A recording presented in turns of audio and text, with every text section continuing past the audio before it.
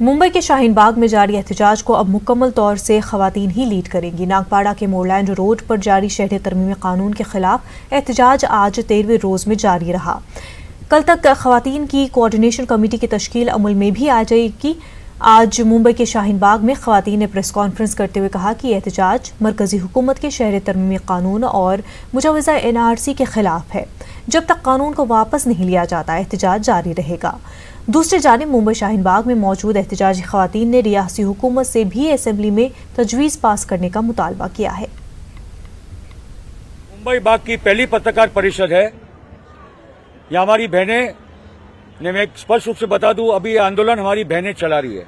हमारी भूमिका सपोर्ट की है और ये जो अनुभवी कार्यकर्ता है और जो हमारी बहनें पहली बार आंदोलन में आ रही है उनको ये एक मिलकर हम लोग ये चला रहे हैं। मगर ये ताकत इस पूरे आंदोलन को, हम जैसे साथियों को ये पूरी ताकत जो आंदोलन की मिली है इसमें पार्टिसिपेट करने की इन औरतों के फैसले के कारण हुई है। मैं आपको स्पष्ट रूप से बताना चाहता हूँ। इनफैक्ट महाराष्ट्र सरकार ने पूरे महाराष्ट्र में जो एक पीसफुली इन आंदोलन को चलाने दिया है उसके लिए हम लोगों ने बार बार उद्धव ठाकरे जी और कांग्रेस और एनसीपी पार्टियों को हम लोगों ने बार बार हम लोगों ने सलाम बोला है।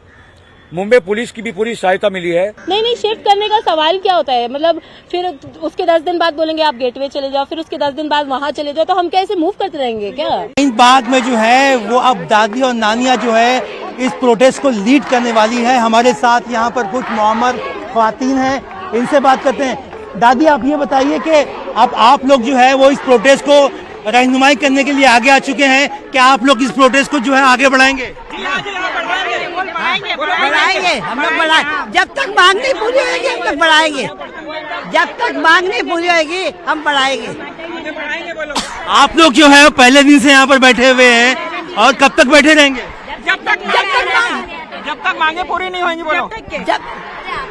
जब तक हमारी मांग पूरी नहीं होगी ना बेटा, तो हम लोग बैठे रहेंगे।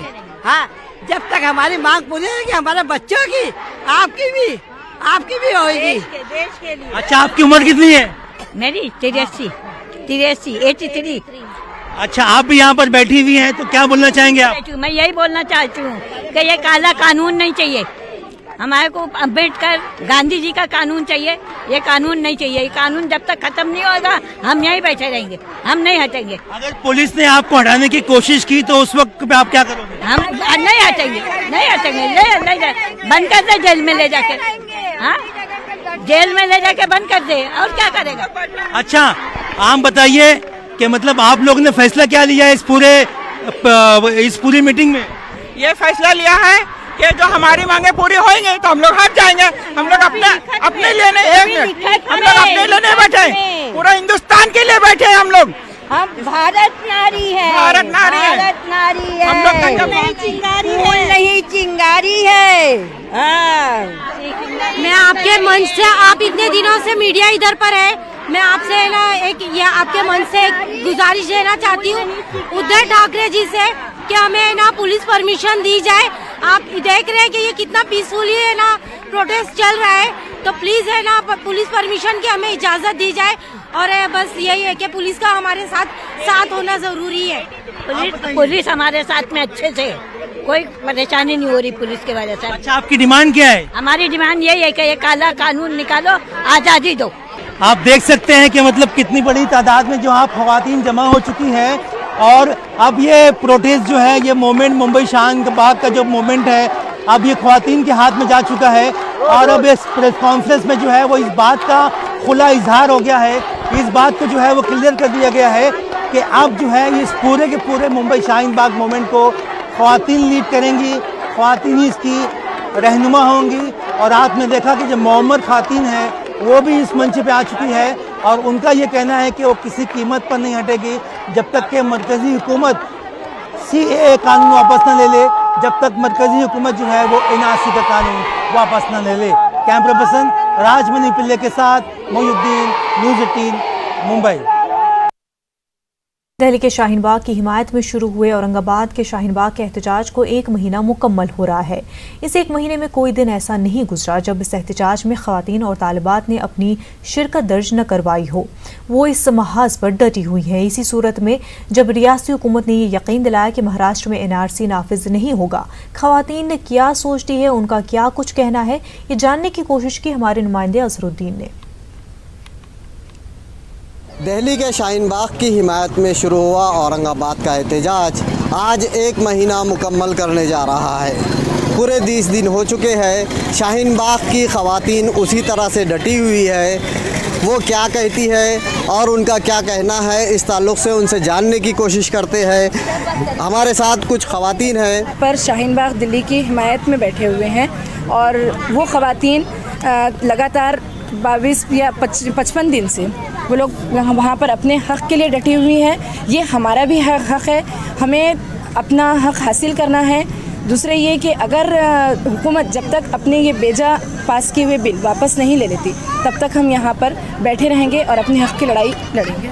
जैसा कि महाराष्ट्र गवर्नमेंट ने बाज़ाब्ता तहरीरी तयक़ुन दिया है कि महाराष्ट्र में NRC नाफिज नहीं होगा, फिर भी आप यहाँ पे डटे हुए हैं क्यों? जी देखिए, हमको महाराष्ट्र गवर्नमेंट से कोई सरोकार नहीं है कि वो क्या कहती है और क्या नहीं करती है, लेकिन अगर हमारी लड़ाई सेंट्रल गवर्नमेंट से है, सेंट्रल गवर्नमेंट से हमें ये तयक़ुन चाहिए कि वो ये इस बिल को वो वापस लें और ये बताएं कि वो कभी भी ये जो बिल है वो कभी भी लागू नहीं किया जाए। और पार्लियामेंट के जो भी बनाए गए कानून रहते वो सुप्रीम कोर्ट को हक हासिल है कि वो जुडिशियल रिव्यू के ज़रिए उस कानून को सिफर करार दे दे। जो भी कानून अनकॉन्स्टिट्यूशनल है तो उसे सुप्रीम कोर्ट को हक हासिल है कि जुडिशियल रिव्यू के ज़रिए वो इस कानून को रद्द कर सकता है। अगर आप इस एहतजाज को देखेंगे, गुज़िश्ता 30 दिन से जो चला रहे हैं, इसका एक नारा है कि जब तक दिल्ली का शाहीन बाग बैठा रहेगा हम तब तक बैठे रहेंगे। मालेगांव शहर में मजलिस से पासबान आईन हिंद के बैनर तले शहर तरमीमी एक्ट मुजवज़ा NRC के खिलाफ खवातीन ने शहर के सैलानी चौक पर धरना देकर एहतजाज किया। इस धरने में शहर की दस्तूर बचाओ कमेटी की जानिब से भी जुलूस निकाला गया। एहतजाज को कामयाब बनाने में पासबान आईन हिंद के सरबराह हाजी यूनुस ईसा शेख, हाजी अब्दुल माजिद शेख, डॉक्टर खालिद परवेज शेख और अब्दुल मालिक शेख पेश रहे। खिलाफ और CA के खिलाफ हमने तकारीरें की और तमाम ख़वातीन को जागरूकता का रास्ता बताया। इन्हें कहा कि NRC और CA के गलत हैं और NRC के लिए तहत जो भी कारकुन हमारे घर आएगा हम उन्हें पेपरात नहीं दिखाएंगे, बल्कि उन्हें ये कहेंगे कि हमारे कागजात और पेपरात नहीं हैं। शहर तरमीमी कानून NRC और NPR के खिलाफ मुल्क भर में एहतजाज का सिलसिला लगातार जारी है। दिल्ली के शाहीन बाग की तर्ज पर अब मुल्क के कई शहरों में शाहीन बाग बन गए हैं। नांदेड़ में भी कुल जमाती तहरीक की जानिब से दिल्ली के शाहीन बाग की तर्ज पर बेमुद्दत एहतजाजी धरना शुरू किया गया है, जिसे अब 22 दिन मुकम्मल हो गए हैं। पिछले 22 दिनों से लगातार ये एहतजाज का सिलसिला जारी है। महाराष्ट्र पुलिस की जानिब से पहली बार बैनुल-अक़वामी मैराथन का इनेकाद किया जा रहा है। इस मैराथन में पुलिस के साथ आम लोग भी शामिल होंगे। इस मैराथन का मकसद है पुलिस और अवाम के बीच के फासले कम करना। मैराथन 9 फरवरी को गेटवे ऑफ इंडिया से शुरू होगी और तकरीबन 70,000 लोग इस मैराथन में शामिल होंगे। मैराथन महाराष्ट्र में है तो जाहिर है बॉलीवुड भी इसमें शामिल होगा। बताया जाता है कि मैराथन में अक्षय कुमार, अजय देवगन, फरहान अख्तर, सुनील शेट्टी और रोहित शेट्टी शिरकत करेंगे। हम एक अद्भुत प्रयोग कर रहे हैं जहां पुलिस वालों के साथ कंधे से कंधा मिलाकर जनसामान्य दौड़ रहा है, आवाम दौड़ रही है और साथ में एक ऐसी प्रक्रिया में सहभागी हो रही है जो एक नए समाज और प्रकारांतर से नए राष्ट्र के और राष्ट्र के बेहतर भविष्य के निर्माण में कारगर साबित होगी। मालेगांव शहर में गैरकानूनी तरीके से जारी 210 प्लास्टिक गिट्टी कारखाने और 28 साइजिंगों को सील बंद करने का काम हुकूमत महाराष्ट्र के अफसरान ने शुरू कर दिया है। शहर के दयाना और दरेगांव इलाके में जारी साइजिंगों और प्लास्टिक कारखानों को सील बंद किया जा चुका है। इस फैसले से बुनकरों में नाराजगी पाई जा रही है। उन्होंने इंतबा दिया है कि नोटिस मिलने के बाद से जरूरी बदलाव किए जाने के बावजूद भी कार्रवाई की जा रही है। पेश रिपोर्ट। मालेगांव शहर में बढ़ती हुई फजाई आलूदगी का जिम्मेदार शहर में जारी साइजिंगों और प्लास्टिक कारखानों को करार देकर नेशनल ग्रीन ट्राइब्यूनल कोर्ट में शिकायत दर्ज करवाई गई थी, जिस पर कोर्ट ने सख्ती से हिदायत जारी करते हुए गैर कानूनी तरीके से जारी प्लास्टिक और साइजिंग को सील करने की हिदायत दी है। इसी पर अमल दरामद करते हुए महकमा फजाई आलूदगी कंट्रोल बोर्ड के अफसरान ने गैर कानूनी साइजिंग प्लास्टिक कारखानों को सील बंद करने की कार्रवाई शुरू की। 21 कारखाने ये हमारे बगैर परमिशन से चल रहे थे। 5 कारखानों में प्लास्टिक का कचरा जलाने हमको दिखाई दिया और 2 कारखानों में हवा प्रदूषण नियंत्रण यंत्रणा नहीं बैठाई गई थी।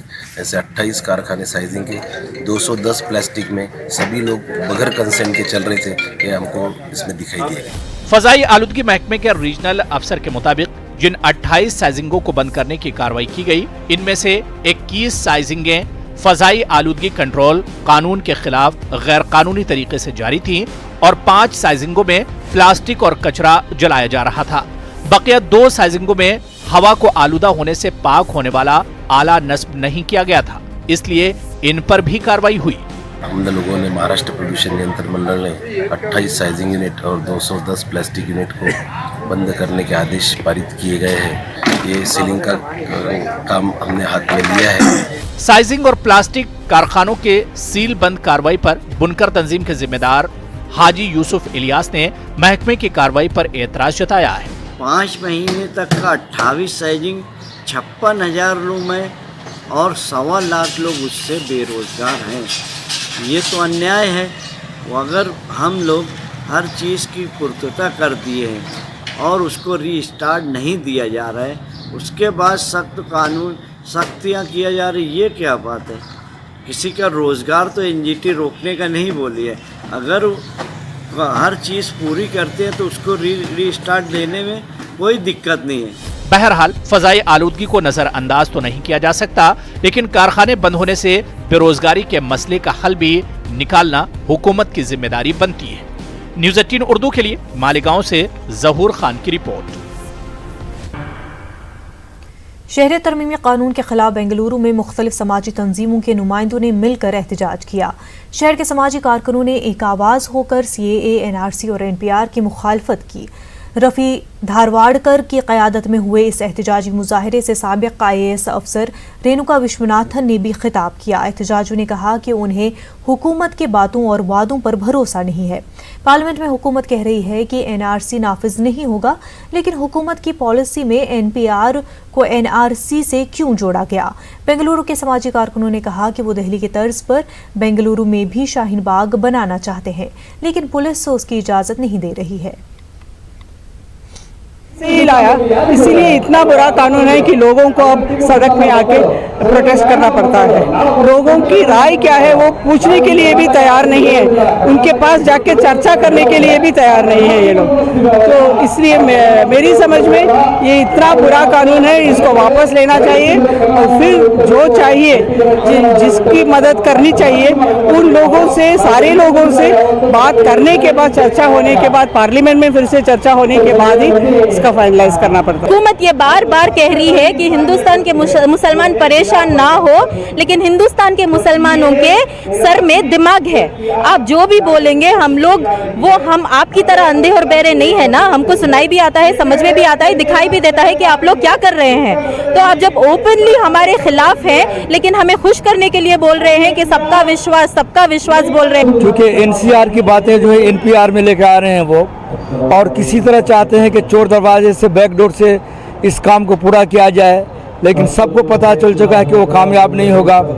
दर हकीकत आप इस धरती माता के माटी को सलाम कीजिए कि ऐसे माँ को उन्होंने जन्म दिया है जो आज शाहीन बाग में इनकलाब पैदा कर रही है और उनकी कुर्बानी और उनका एहतजाज इतना रंग ला रहा है कि वो सोचने पे मजबूर है। और इंशाल्लाह जब तक ये कानून वापस नहीं लेगा, इसको बाइकाट नहीं किया जाएगा, हम वापस नहीं बैठेंगे। NRC, CAA, NPR ये वापस नहीं लेते तब तक हमारा ये जारी रहना चाहिए। ये तो बोल रहे हैं कि हम NRC अभी नहीं कर रहे हैं, वह अभी नहीं कर रहे हैं तो बाद में करेंगे। ये जैसे कि 8 अक्टूबर को जो इन्होंने नोटबंदी का ये कराया, अचानक ऐलान करे, अब थोड़े दिन एहतजाज बंद होने के बाद एकदम चालू कर देंगे ये लोग, मालूम ही नहीं पड़ता, रातें रात चालू कर देंगे कि हम NRC चालू कर दिए। तो इसलिए मैं इदारों से अपील करता हूँ, जिम्मेदारों से अपील करता हूँ, ये सिर्फ जो इदारे वाले कर रहे हैं उनका नहीं है कि हर एक का है, ये सब मिल के करना ज़रूरी है। इसका असर बहुत ज़्यादा पड़ा है हुकूमत के ऊपर। जो हमारी बहनें बच्चे जो आंदोलन कर रही है, ये मामूली बात नहीं है, इसका असर बहुत ज़्यादा हो गया है हुकूमत के ऊपर।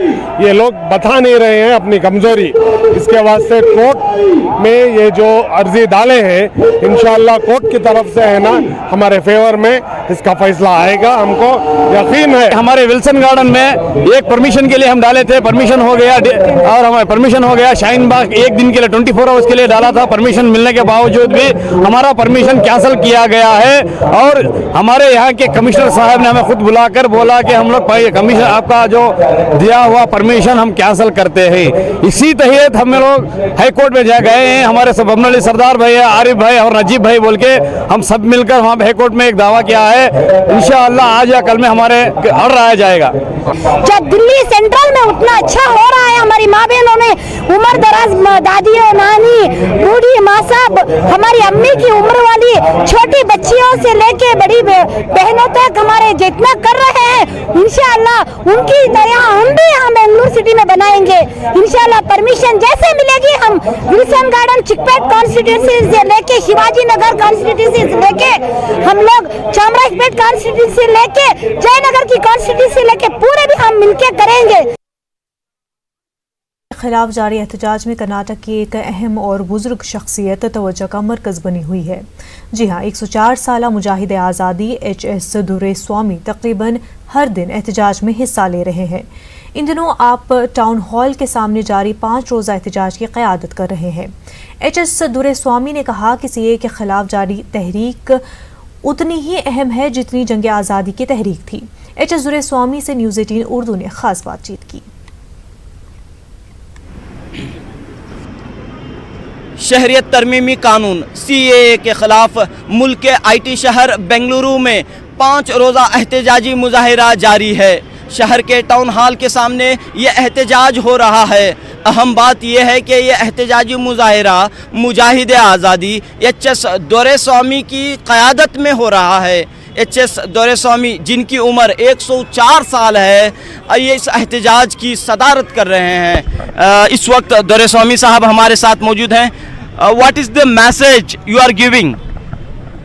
Message is that every Indian, whether he is a Hindu or a Muslim or a Parsi, shall feel himself an Indian, and he should be able to confront Mr. Modi and Shah.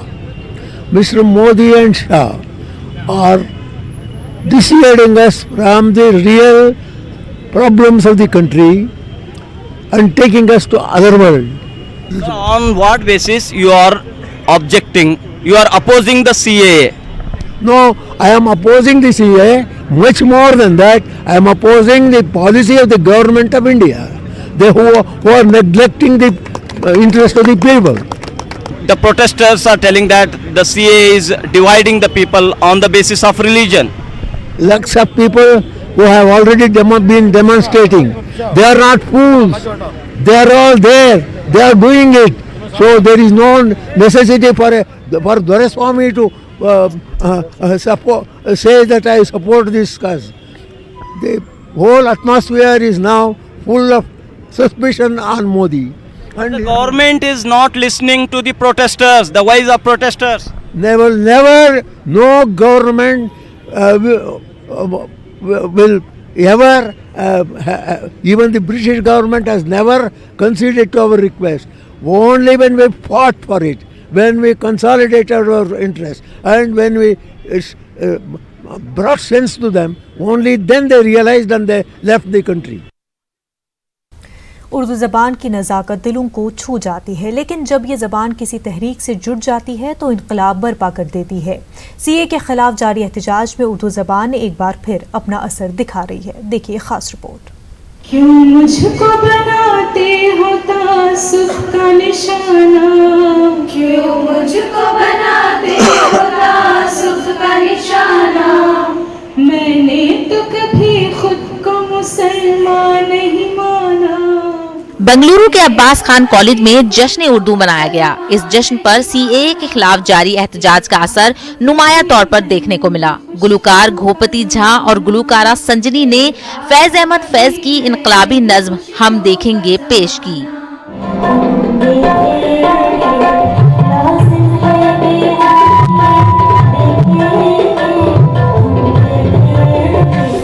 Abbas Khan college के शोबा उर्दू की सदर सबिया जुबैर की सरपरस्ती में तालिबात ने सकाफती programme पेश किए। उर्दू की अजीम शख्सियात की तस्वीर कशी करते हुए इकबाल अशर की मशहूर नज्म उर्दू है मेरा नाम दिलकश अंदाज में पेश की गई। दक्कन के वली ने मुझे गोदी में खिलाया, सौदा के कसीदों ने मेरा हुस्न बढ़ाया, है मीर की अजमत के मुझे चलना सिखाया, है मीर की अजमत के मुझे चलना सिखाया, मैदान के आंगन में खिली बन के चमेली, उर्दू है मेरा नाम मैं खुसरो की पहेली।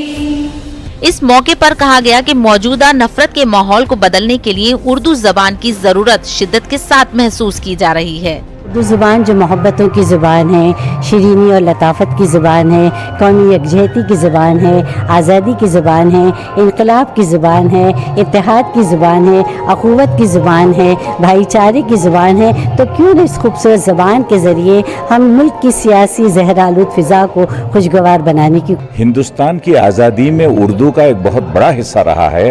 इनकलाबी नज़में और इनकलाबी गज़लें जो उस वक्त के जो शायर लिखे हैं, ये सब जो है नहीं हमारे फ्रीडम फाइटर्स को जो है नहीं मोटिवेट किए हैं। उर्दू बोलने वालों में एक हौसला बुलंद होगा। उर्दू के खिलाफ तो कई साजिशें हो रही हैं, उर्दू को ख़त्म किया जा रहा है, और मेरा ये ख्याल है कि जब तक उर्दू बोलने वाले ज़िंदा हैं उर्दू भी ज़िंदा है। हमेशा सब ज़बान को हम यहाँ अहमियत देना चाहते हैं। परसों कन्नड़ा हब्बा हुआ। अब्बास खान कॉलेज में चंद दिनों कबल कन्नड़ हब्बा यानी कन्नड़ा मनाया गया। जश्न उर्दू की तकरीब ने भी हर एक को खूब महसूस किया। कॉलेज इंतजामिया ने ये पैगाम दिया कि तुलबा उर्दू, कन्नड़ा और अंग्रेजी जबान को अच्छी तरह सीखें और अपनी सलाहियतों को निखारें। न्यूज़ 18 उर्दू के लिए बेंगलुरु से रऊफ अहमद हल्लूर की रिपोर्ट। गुलबर्गा में जारी अखिल भारत कन्नड़ा साहित्य सम्मेलन में कुरान मजीद के कन्नड़ा तर्जुमे की खूब मांग देखी गई। कुरान मजीद के अलावा कन्नड़ा ज़बान में मौजूद इस्लामी लिटरेचर के ताल्लुक से काफ़ी इश्तियाक देखा गया। गुलबर्गा यूनिवर्सिटी के कैंपस में मुनक्किद अखिल भारत कन्नड़ा साहित्य सम्मेलन में 600 से ज़ायद बुक स्टॉल्स लगाए गए हैं, जिसमें हर शोबे हयात से मुतल्लिक़ कन्नड़ा ज़बान में किताबें मौजूद है। जमात इस्लामी हिंद की पब्लिशिंग विंग शांति प्रकाशन की जानिब से यहाँ एक बुक स्टॉल लगाया गया है, जिसमें कन्नड़ा ज़बान में इस्लामी लिटरेचर दस्तयाब है। इस स्टॉल पर अवाम की काफ़ी भीड़ देखी जा रही है, जिसमें कलाम मजीद के कन्नड़ा तर्जुमे के ताल्लुक से अवाम में गैर मामूली दिलचस्पी देखी जा रही है। कर्नाटक सेंट्रल मुस्लिम एसोसिएशन शाख ज़िला रायचूर के सदर मोहम्मद अब्दुल्ला इकबाल मुनियार ने कहा है कि कर्नाटक में महकमे अक़लियती बहबूद के ऑनलाइन इंटरनेट पोर्टल में मुसलसल खराबी की वजह से लोगों को मुख्तलिफ दुश्वारियों का सामना है। उन्होंने कहा कि पोर्टल में खराबी की वजह से सैकड़ों तलबा अभी तक दरख्वास्त दाखिल नहीं कर पाए हैं, जबकि स्कॉलरशिप के लिए ऑनलाइन दरख्वास्त दाखिल करने की आखिरी तारीख 15 फरवरी है।